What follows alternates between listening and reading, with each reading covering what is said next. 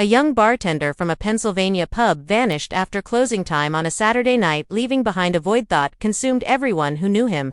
But 6 years later, inside a room at a nearby motel, exterminators discover a sinister secret, hidden beneath the carpet, a discovery that would be connected to the missing bartender in the most unexpected way and reveal a nightmare far more twisted than anyone could have imagined.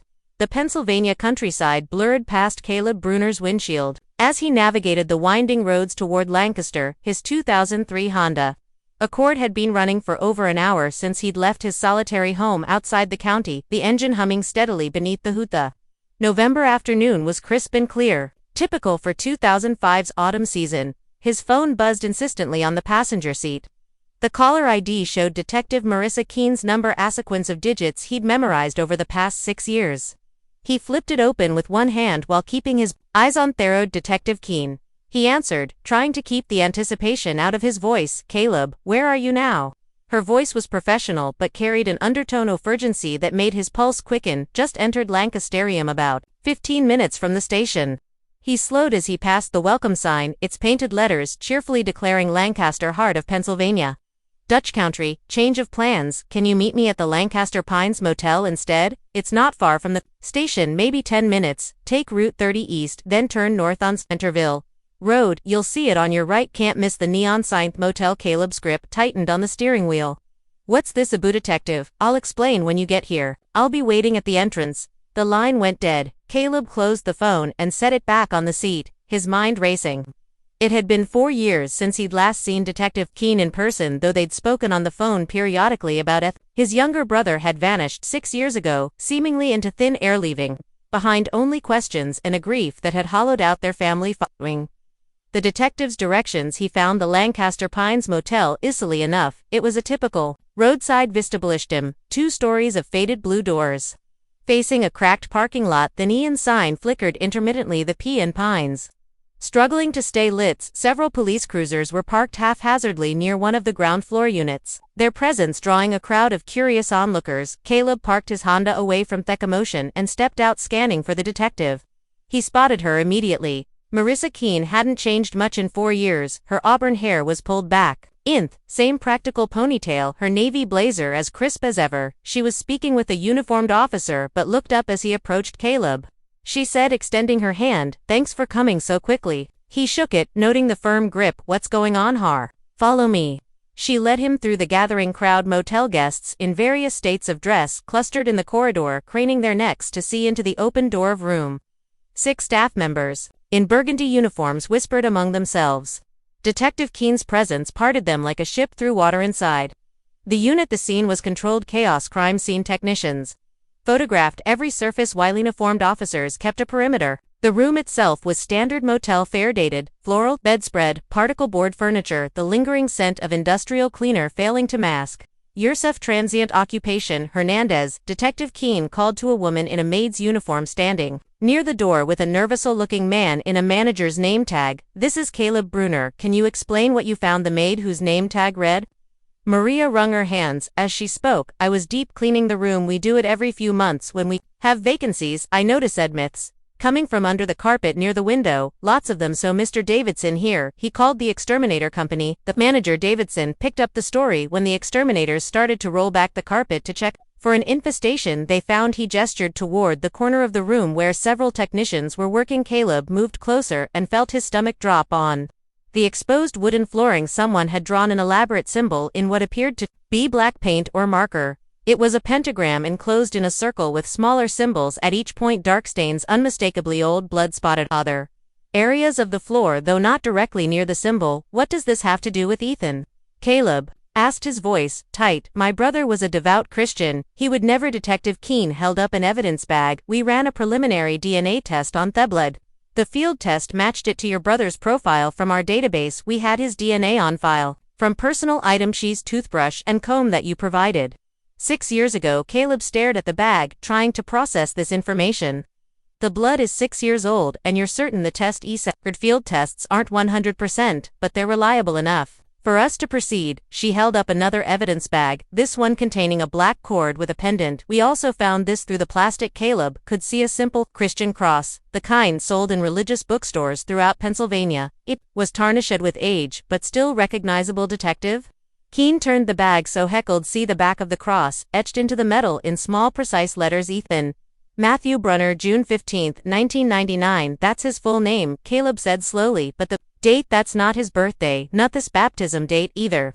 I don't know what that date means. The necklace matches the description in our files. You confirmed 6 years ago that he often wore a cross pendant. Yes, but I never really looked at the back. Never saw this date. Caleb handed Ed's evidence bag back, his hands unsteady. Is there anything else? Any other sign? Not yet. We're still processing the scene. Detective Keene studied him carefully. Caleb, what do you make of that symbol? He looked again at the pentagram on Thefler. It's obviously a cult, satanic, probably. Are there groups like that around here? The detective exchanged glances with another officer. Pennsylvania is deeply religious. Lancaster, especially. We've had reports of some occult activity among college students, mostly harmless stuff, kids playing, it being rebellious. There are a few groups, but nothing we've been able to act on. No criminal activity we could prove. Did Ethan ever mention anything like this? Any strange groups, people who might have had a problem with him? No, never. Heck, up to himself, mostly just worked weekends at that pub. Caleb paused. What about his boss, the pub owner, out of town currently? We're trying to reach him. Detective Keene turned to the motel manager. Mr. Davidson, I need this room sealed. No one goes in or out without police authorization, and I strongly recommend you install criticers. The lack of surveillance footage is going to make this investigation much harder. Davidson nodded vigorously. Of course, detective, whatever you need. She turned back to Caleb. I need to coordinate with my team, re-enter all the staff who were working 6 years ago. We'll need to track down anyone who's left employment here. Since then. She paused, her expression softening slightly. Why didn't you get some rest? We'll handle the investigation from here. I think I'll stay in town for a few days, Caleb said. See if I can help somehow. She handed him some paperwork. I'll need you to sign these confirming the identification of the personal effects. And Caleb, I'm sorry, we're meeting again under these circumstances. He signed, were indicated, and returned the forms. As he left the room, he passed the manager, calling his staff together for police questioning. The front desk. Caleb booked a room for the night, his mind still reeling from what he'd seen. The desk clerk processed his credit card efficiently, then hurried off to join the other staff. Alone in the lobby, Caleb noticed a rack of tourist brochures. One caught his eye. Lancaster nightlife. Among listings was the Crossroads pub, noting it opened at noon daily. He checked his watch to 30 p.m. the pub where Ethan had worked, where he'd spent his last weekend. Before disappearing, Caleb pocketed the brochure and headed for his car. The Crossroads pub sat on a corner lot, its weathered brick facade and neon beer signs marking it as a local institution. Caleb pushed through the heavy wooden door, letting his eyes adjust to the dimness inside. The interior was exactly what he'd expected. Dark wood paneling, a long bar with brass fixtures, and the mingled scents of old beer and lemon cleaner. Lone bartender stood behind the bar, polishing glasses with mechanical precision. He was a thin man in his 40s with graying hair pulled back in a ponytail. He looked up as Caleb approached, setting down his towel. What'll it be? The bartender asked. Jack and Coke, Caleb said, settling onto a bar stool, as the bartender mixed his drink. Caleb studied the man's movements. Efficient practice, the hallmark of someone who had been doing this for years. When the glass was set before him, Caleb took a before speaking. Is the owner around today? The bartender shook his head. Nah, Mr. Cordell's been out of town for about a week. Business trip or something, should be back soon, though he picked up another glass to polish. Something I can help you with? Maybe. Caleb rotated his glass on the bar. You hear about what's going on at the Lancaster Pines Motel police investigation? The bartender's hands stilled for just a moment before resuming their work. Heard something about it. Cops found something in one of the rooms. Did you know Ethan Bruner? He used to work here. Now the bartender sat down the glass entirely, his expression guarded. Yeah. I knew Ethan, worked some shifts with him back in the day. Good guy, reliable. His eyes narrowed slightly while asking, I'm his brother Caleb. The bartender's demeanor shifted immediately. A wall coming up behind his eyes. He picked up his towel again. Movement, suddenly jerky look. I already told the cops everything I knew 6 years ago.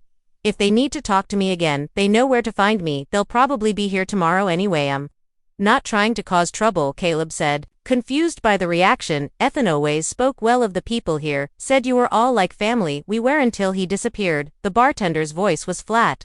Changed everything. Caleb leaned forward. Can you help me understand this town better? I've heard there might be some unusual groups around cults, maybe even satanic ones. The bartender's laugh was humorless. Man, this is a college town, we get all types in here. Goths, punks, philosophy majors who think they're edgy, nothing wrong with any of them far as I can see. He moved down the bar, creating distance. They drink, they pay, they don't cause a trouble, that's all I care about. But have you noticed any actual organized groups? Anyone who might have had a problem with Ethan? I serve drinks. I don't get involved in people's business. The door chimed as new customers entered. Two college students, a young man and woman, both dressed in black jeans and band t-shirts. They approached the bar, pulling out their IDs before the bartender could ask. He checked them carefully, then poured two draft beers. Caleb finished his Jack and Coke, pulling out his wallet. He laid a 20 on the bar, enough to cover the drink and a decent tip. As he stood to leave, the bartender suddenly spoke. Look, I didn't to be rude, just trying to be careful about what I say. The owner, Mr. Cordell, he knew your brother better than any of us.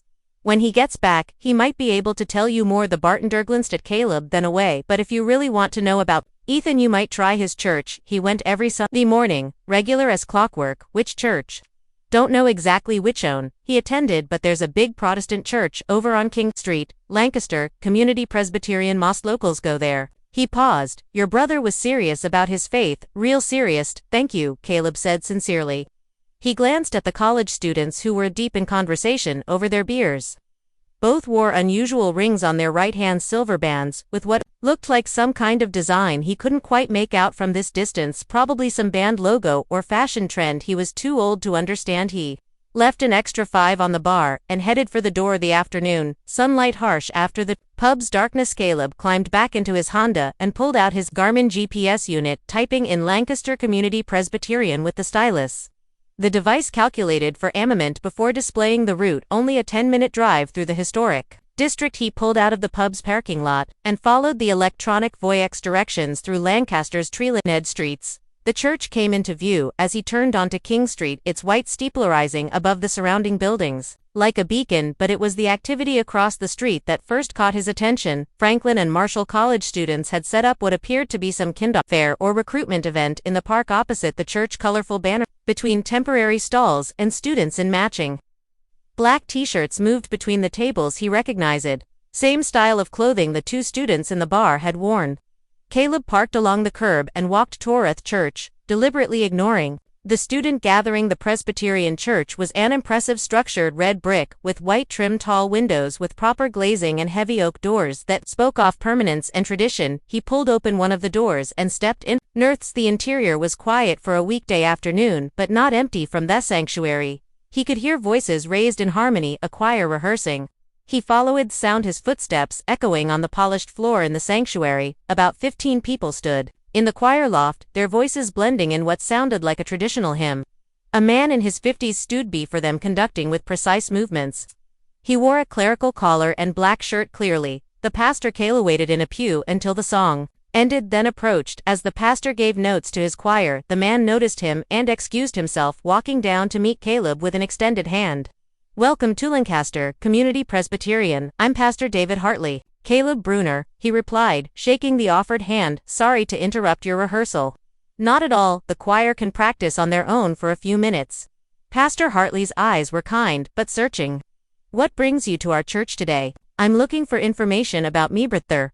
Ethan Bruner. He went missing 6 years ago, someone told me. He might have been a member of your congregation. The pastor's brow furrowed thoughtfully. On Bruner, I'm afraid the name doesn't immediately ring a bell. You have to understand we have over 700 members, 8 each service, and we hold 3 services every Sunday. I tend to remember those most active in church programs.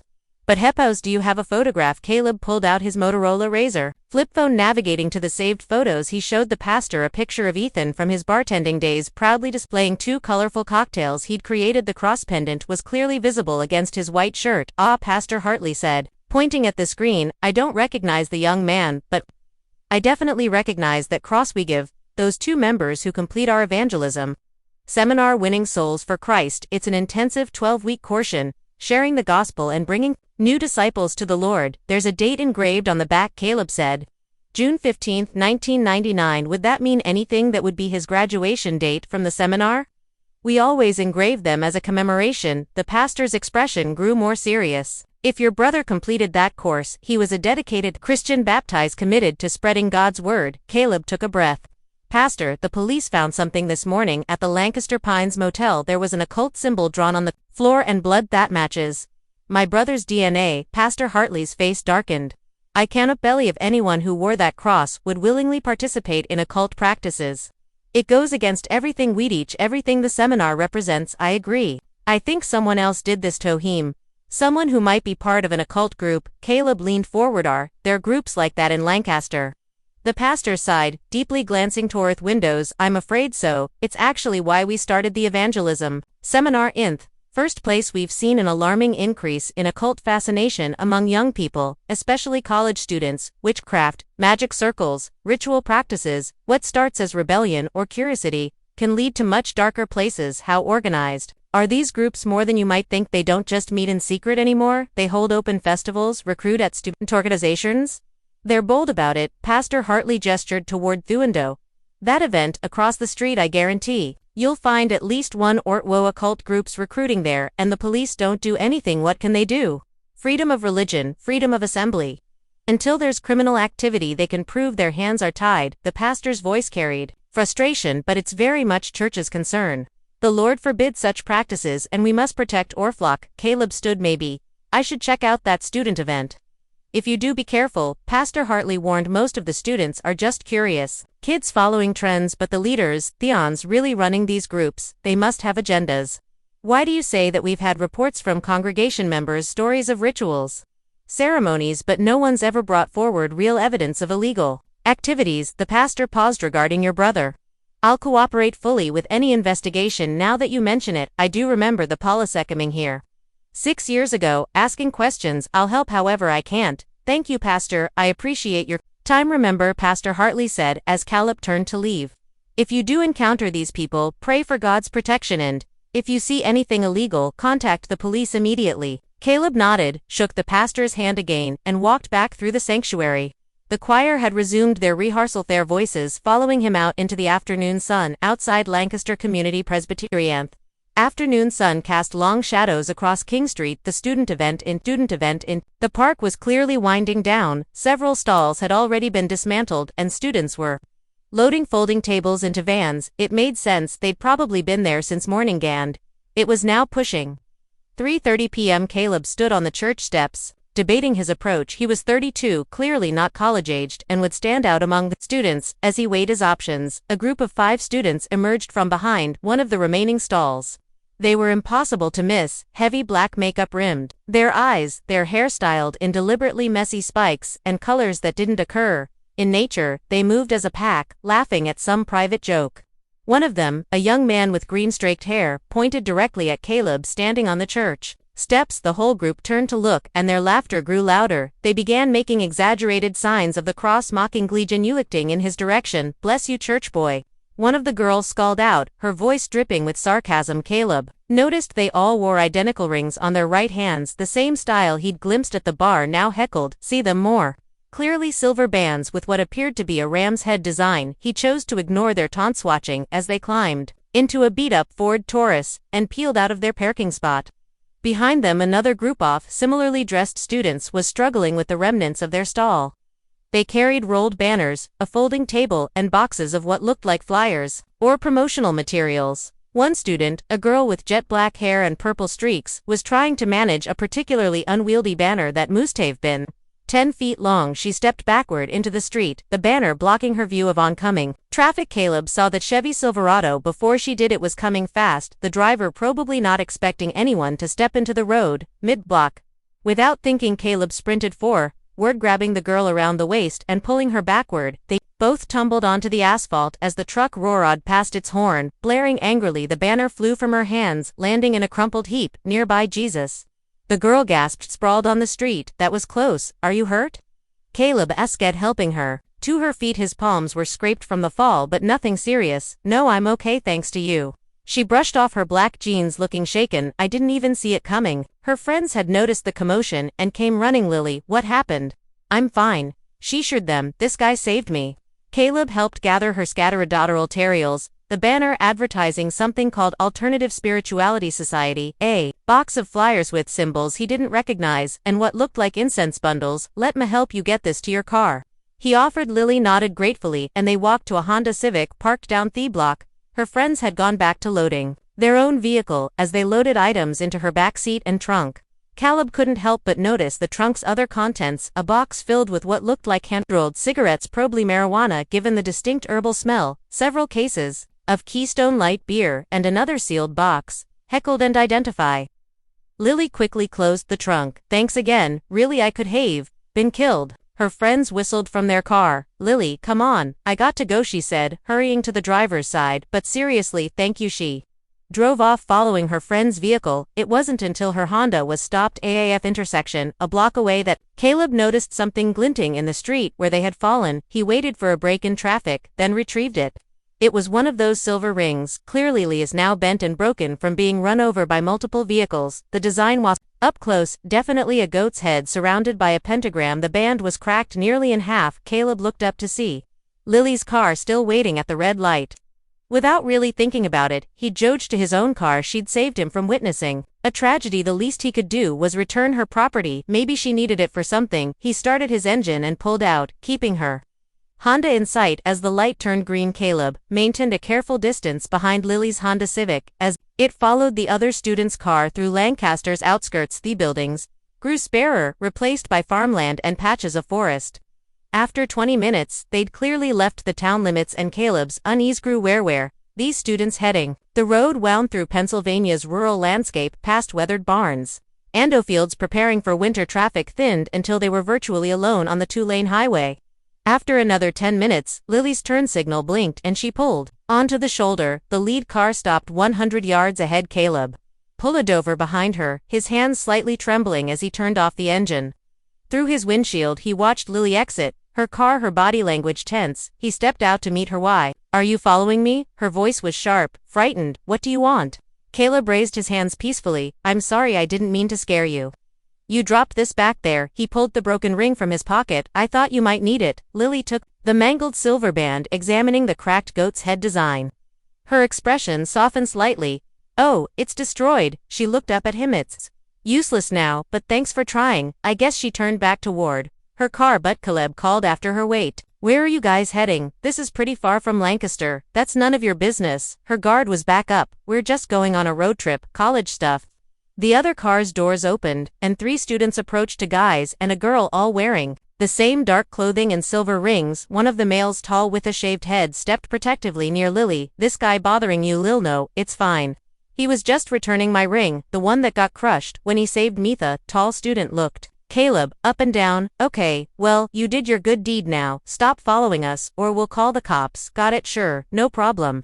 Caleb said, backing toward his car. "Just wanted to return her property. I'll head back to town now." He got into his Honda, watching as the group walked back to their vehicles, but with his window cracked, their voices carried on the quiet country air. "Damn, Lily, father's going to be pissed when he sees you broke your ring," the tall one said, laughing. Another voice chimed in, "We'll still get to party with those Jesus freaks tonight. It's going to be light."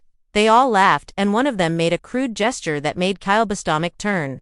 The casual mention of Christians combined with the occult rings and the supplies he'd seen in Lily's trunk set off every alarm in his head. He started his engine and pulled turn, driving back toward Lancaster for about a 4-mile.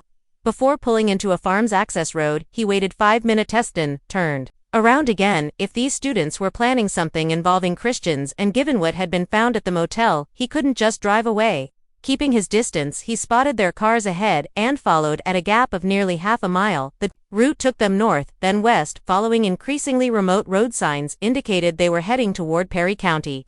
After an hour of driving, they entered Tuscarora State Forest. The forest road was narrow, canopied by tall pines that blocked out much of the late afternoon sun. It was past 5 o'clock p.m. now, on shadows lengthened between the trees. Caleb hung back even further, catching ghostly glimpses of the cars ahead on the winding road. After another 40 minutes of careful pursuit, he saw brake lights through the trees. The cars had turned onto an even smaller dirt road. Caleb slowed, then followed his Honda's suspension, prodding the rooted surface.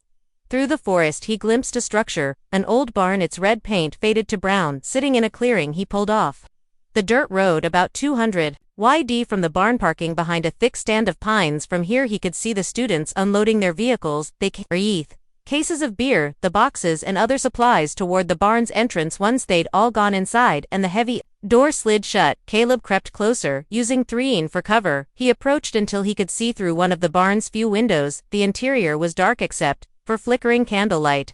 Shadowy figures moved about, and he could make out what looked like robes being pulled on over street clothes. Caleb checked his phone to bars of signal, not great, but enough for emergency calls. He settled behind a large oak tree to watch, wondering if he was overreacting. Maybe this was just some harmless college party, a bunch of kids playing at being occultists. They all looked over 21. The beer was legal. He was about to head back to his car when a scream pierced the forest quiet. It wasn't a party scream or a laugh, it was pure agony, raw and desperate. Caleb's blood went cold. He fumbled for his phone, punching in 911. Another scream echoed from the barn as the call connected. 911, what's your emergency? At an old barn in Tuscarora State Forest, off Route 274, I heard screaming. The barn door suddenly flew open, crashing against its frame. A figure burst out, a naked man, pale in the dying light, running with desperate, lurching strides toward the forest. Caleb dropped his phone, pressing himself against that tree. The man stumbled closer, and Caleb's heart nearly stopped. Even from 30 yards away, even after 6 years, he knew that gait, that build. Ethan, he whispered. Robed figures emerged from the barn. But they moved without urgency, spreading out in a casual search pattern. They seemed confident their quarry wouldn't get far. Caleb darted between trees, intercepting his brother's path. Ethan. He hissed. His brother spun wildly, eyes wide with terror, searching for the voice's source. It's me, Caleb, your brother. He stepped into view, and their eyes met recognition denned in Ethan's haunted face. Caleb, what are you? No, you can't be here. It's dangerous. It's dangerous. You have to leave. I'm not leaving you. Caleb shrugged off his jacket, wrapping it around his brother's trembling shoulders. That's when he saw Ethan's hands, or what remained of them all. 10 fingers were gone, leaving scarred stumps. His feet were the same, toes amputated. Dear God, Ethan, what did they devils? Ethan sobbed. They torture us, they'll kill us slowly. They took my fingers and toes, one by one, every time I tried to escape. I don't have any left, so God knows what they'll take next. Rustling leaves announced the search party's approach. Caleb grabbed his brother's arm, trying to guide him deeper into the forest, but the robed students had already flanked them, strong hand-sized, both brothers dragging them back toward the barn. Let us go, Caleb shouted. What you're doing here is illegal. I called the police. One student pulled back his hood. That'll one from earlier. Hey father, this one came out of the church earlier. He must be Christian. To a figure in a more elaborate robe stepped forward, his face hidden in shadow. When he spoke, his voice carried a slight accent. Caleb couldn't lace. Excellent, Lucifer has blessed us with another lamb. He gestured to his followers. Bring them inside. Prepare the crosses. You're insane. Caleb struggled against the hands holding him. The leader stepped closer, his breath reeking of alcohol and something chemical. Your Bible says that whoever follows Christ must walk as he walked. That means suffering. That means crucifixion. We're simply helping you fulfill your own scripture. He turned to address his followers. Prepare the inverted cross for our wooard. Ethan, since he has no more digits to offer, perhaps his eyes will suffice this time. No, Ethan wailed, please no more. They were dragged into the barn's interior, wickrier of incense, sweat, and fear. By candlelight, Caleb could see crude symbols painted on the walls and several wooden crosses leaning against the far wall. A silver tray sat on a makeshift altar holding what looked like pills and an ornate goblet of red wine. Take 2 pills each. One robed figure commanded, drink the wine, it'll make things. Caleb and Ethan stood frozen, then with desperate strength, Caleb swept his arm across the tray, sending pills scattering across the dirt floor and the wine spattering against the wall. Shit, get those pills. The cultists dropped to their knees frantically, searching for the scattery drugs in the dim light. In that moment of chaos, a sound cut through everything. Jingles, police sirens growing louder, coming fast through the forest. The wailing off-police sirens shattered the barn's oppressive atmosphere. The sound seemed to electrify Caleb, flooding him with desperate courage. As the robed figure scrambled for the scattered pills, he twisted violently away from the distracted hands holding him. His eyes swept the barn's interior and landed on an ornate wooden chair almost thrown where the leader had been sitting. Draped over one arm was a leather holster containing what looked like a .38 revolver. Without thinking, Caleb lunged for it, his fingers closing around the grip. Everyone back. He swung the weapon in a wide arc, his hands shaking but his voice firm. Get away from my brother. The cultists froze, one of them still holding. Ethan pressed a knife against his throat. Drop the gun, or we'll bleed him out. Right here, you kill him, I start shooting. said, surprised by his own steadiness. Starting with your father, the sirens were getting louder, multiple vehicles by the sound of it. The leader pushed back his hood, revealing a weathered face with cold dark eyes and graying hair. He looked more like a businessman than a cult leader, except for the savage intelligence in his expression. You won't shoot, he said calmly. Christians don't. A sudden commotion erupted from Thebron's shadowy corners. Figures burst from behind stacked hay bales and farm naked, scarred but very much alive. The other Christian captives threw themselves at their captives with the desperate strength of people with nothing left to lose. The barn exploded into chaos. Robed figures grappled with their former victims. The knife fell away from Ethan's throat as his captor was tackled. Someone knocked over a candelabra, sending shadows dancing wildly on the walls. Caleb didn't waste the opportunity. He ran for the barn door, throwing it open and shouting, "In here, we need help in here." State policy cruisers were screeching to a halt in the clearing, their lights painting the trees red and blue. Officers poured out, weapons drawn, moving with trained precision. Dropped the weapon. One shouted at Caleb. He immediately placed the revolver on the ground and raised his hands. "There are victims inside. They need help." The officers swept past him into Tyburn. What followed was swift and professional. Commands rang out on Thigh-ground. "Hands where I can see them." The cultists, outnumbered and caught off guard, offered little resistance. One by one, the robed figures were handcuffed and led outside. Officers made them kneel in a line on the grass as more police vehicles arrived. The EMTs were right behind them, wheeling gurneys and carrying medical supplies. Caleb watched as an officer pulled the hood off the leader, revealing his face clearly in the flashing lights. The officer's eyes widened. He spoke urgently into his radio, and Caleb caught fragments. Positive ID: Salvador Herrera, Mexico. Wanted list. More officers surrounded the kneeling leader, their manner shifting from routine arrest to high alert. The victims were being helped from the barn, now wrapped in thermal blankets. Some walking, others carried. Caleb counted 5, besides Ethan, all showing signs of prolonged captivity and abuse. Their relief was palpable, some crying, others staring in shocked silence. The sky they probably thought they'd never see again. Among the arrested cultists, Caleb recognized several faces from the student fair. There was the tall one with the shaved head, now looking very young and scared without his hood, and there was Lily, the girl he'd saved from traffic. Her heavy makeup was smeared with tears, her expression a mixture of shame and terror. As an officer cuffed her hands behind her back, a detective reproached Caleb, notebook in hand. "Sir, I'm Detective Rodriguez. Can you tell me how you came to be here?" Caleb pointed to Lily. "I helped that girl earlier today. She almost got hit by a car. She dropped her ring, occult symbol on it, and I tried to return it. That's what led me to follow them here." "We'll need a full statement," Rodriguez said. "These people are going to be questioned thoroughly at the station. We'll sort out who's a victim and who's a perpetrator." He paused, looking at the barn, where crime scene technicians were now entering. "This is going to be a major investigation." From inside the barn, Caleb heard an officer shout, "We've got a hidden room here. Stairs going down. Jesus Christ, there's a whole underground setup." More emergency vehicles arrived, FBI, ATF, even what looked like whatever they'd stumbled onto was bigger than a simple cult. Caleb, he turned to see Ethan on a gurney, an oxygen mask over his face. Caleb rushed to his brother's side, tears finally coming. They gripped each other's hands, or in Ethan's case, what remained of them. "I thought you were dead," Caleb whispered. 6 years, Ethan. "We thought you were gone." Ethan pulled the mask aside slightly. "So much happened, can't not now somebody'll tell you everything." But his voice broke. "It's okay," Caleb said. "You don't have to explain anything. You're alive, that's all that matters." An EMT gentler placed Ethan's oxygen mask. "Sir, we need to transport him now. He's severely dehydrated, malnourished, and the amputations show signs of infection. He needs immediate hospital care." "Which is Patil?" Caleb asked. "Lancaster General." "Are you family?" "I'm his brother. You can follow us, but we need to go now." Caleb squeezed Ethan's hand once more, then jogged to his Honda. As he started the engine, he took one last look at the scene. Police cars everywhere, culty sping, loaded into vans, forensic teams setting up floodlights in the strobing lights. The old barn looked like something from a nightmare. He pulled out behind the ambulance, following the flashing lights back through the darkening forest toward Lancaster, and whatever came next. The Lancaster General Hospital emergency room was a controlled frenzy of activity. Medical staff rushed between curtained areas where the rescued victims were being treated.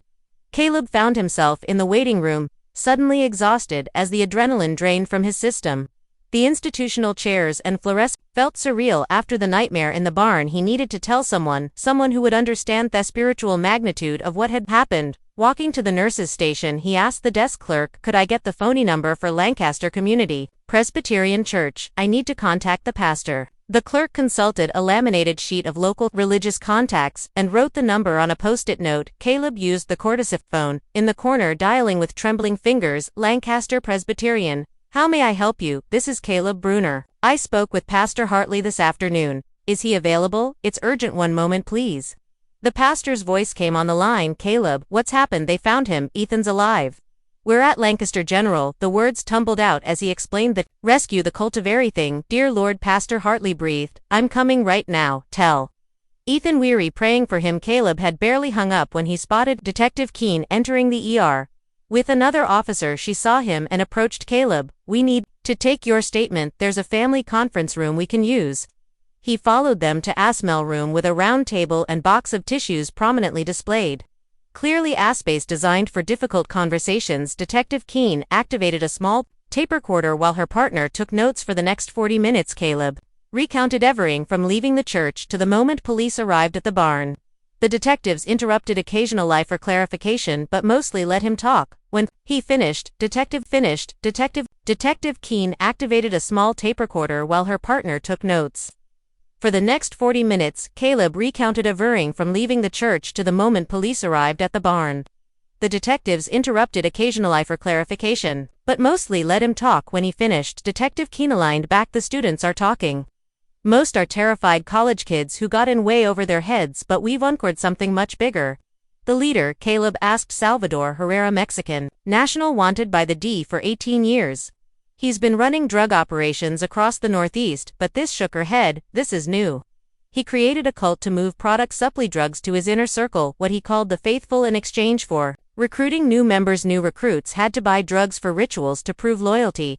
It was a self-sustaining market, and the Christian victims that developed later, some members held genuine anti-Christian beliefs, saw it as serving Satan by making Christians suffer. Herrera encouraged it, kept them distracted from his real business. She consulted her notes. According to Bryce Hosowit, one of the students we arrested, your brother was specifically targeted. Why Ethan? He converted one of their former leaders to Christianity. Travis Cordell, the bar owner where Ethan worked. Cordell left the cult, became a Christian, and they blamed Ethan. It was revenge. Caleb felt sick. Travis Cordell was part of the cult, but if he's been free all this time, why didn't he say anything years ago? He's back with the cult now. Detective Keene said when they captured Ethan, the cult made Travis believe that the Christian God had no real power, couldn't even protect his own people because of his past betrayal. Travis was no longer in a leadership role. Bade moted him, kept him at the bottom until he could prove his loyalty. Genshin pulled out a photograph and placed it on the table. Has told us exactly what happened Saturday night 6 years ago. Ethan closed the bar and stepped outside for some air. They were waiting, injected him with methamphetamine, and threw him into the trunk of a car. Motel room 6. They performed their ritual there. That's where the symbol and blood came from. The front desk clerk Sadie Morrison was part of the cult. Shamad. Sure, no one investigated, then disappeared shortly after. After the motel, they took Ethan to the barn. She showed him another photograph, a cellar wall covered in scratched crosses and Bible verses in one corner. In shaky letters, Ethan B., the Lord is my shepherd, I shall not want, Psalm 23. Caleb's vision blurred with tears. He wrote that when he still had fingers. By conditions were horrific. They kept Christian victims alive to torture them, mocking their faith by saying they should suffer like Christ. Twisted theology. Detective Keene's voice held disgusted. Faces federal drug charges, kidnapping, torture, potentially murder if we find bodies in that underground room. The students face varying charges based on involvement. A knock interrupted them. A doctor in scrubs peered in. Mr. Bruner, your brother is stable and in room 314, you can see him now. Caleb thanked the detectives and hurried to the elevator, 3rd floor, following Zings to room 314. Through the doorway he saw Ethan propped up in the hospital bed, IV lines running into his arms, looking small and fragile under the white sheets. Ethan. His brother's eyes opened, focusing slowly. Caleb. The name came out as a whisper. Caleb pulled a chair close, carefully taking Ethan's mutilated hand. The tears came freely now. 6 years of grief, and guilt and hope, all mixing together. Ethan's lips moved, barely audible. Thy walk through the valley of the shadow of death, I will fear no evil, for you are with me. Caleb finished. Your rod and your staff, they comfort me. A figure appeared in the doorway, Pastor Hartley, still in his clerical collar, carrying a worn Bible. May he asked gently. Caleb nodded, and the pastor entered, standing at the foot of the bed. Ethan, I'm Pastor Hartley from Lancaster Presbyterian. Your brother told me what happened. We've been praying for you, the whole congregation has been praying for 6 years. Ethan's eyes filled with tears. The pastor opened his Bible but didn't read from it. Instead, he prayed from the heart, for healing, for peace, for the other victims, even for the souls of those who had done such evil.